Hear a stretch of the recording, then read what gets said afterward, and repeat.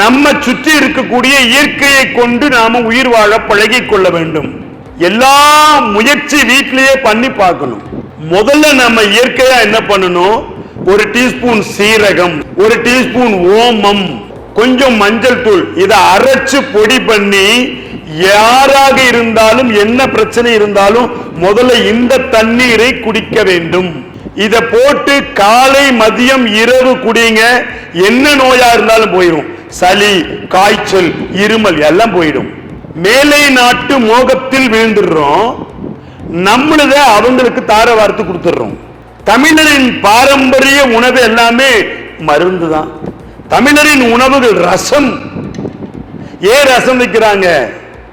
ஜீரண மண்டலம் சரியாகட்டும், அதுக்குள்ள சீரகம் போடுவாங்க, கிட்னி நல்லா பங்கன் ஆகட்டும், மிளகு கபத்தை எடுக்கட்டும், பூண்டு ஹார்ட்டை சுத்தம் பண்ணட்டும். எல்லாமே உணவு மருந்து தான். உணவே மருந்து. அந்த வெறும் மிளகுல ரசம் வச்சா கபத்தை ஃபுல்லா எடுத்துரும், சளி போயிடும்.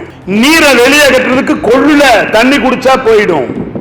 கபத்தை வெளியே எடுக்கிறதுக்கு கொள்ளு ரசம் எப்ப கொடுப்பாங்க? நல்லா சளி பிடிச்சா. இந்த மாதிரி உணவுகளை எல்லாம் விட்டுட்டு நாம் என்ன பண்றோம்? கெமிக்கல்ஸை எடுத்து உள்ள போட்டுக்கிறோம். சமர்ப்பணம் திருச்சி மக்களே.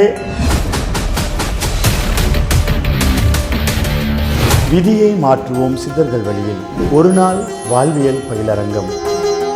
வாழ்க்கையில மன நிம்மதி இல்லை, துன்பம், துயரம், துக்கம், தூக்கமின்மை, வீட்டில் சண்டை சச்சரவு, மகப்பேர் இல்லை, திருமணம் ஆகல, வேலை கிடைக்கல, இந்த பிரச்சனைக்கெல்லாம் என்ன காரணம்? எப்படி நிவர்த்தி பண்ணலாம்? பிரபஞ்சத்தில் இருக்கக்கூடிய அந்த சக்தியை நம்ம உடம்புல சமநிலையில வச்சுக்க தெரியல. நம்ம வசிக்கக்கூடிய வீட்லையும் வேலை செய்யற இடத்துலையும் பஞ்சபூத ஆற்றலை சமநிலையில வச்சுக்கிட்டோம்னா அற்புதம், வெற்றி, அமைதி, ஆனந்தம், ஆரோக்கியம், அது மட்டுமல்ல நம்முடைய உடம்பு, மனசு, உயிர் மேம்பட்ட நிலைக்கு வரும்.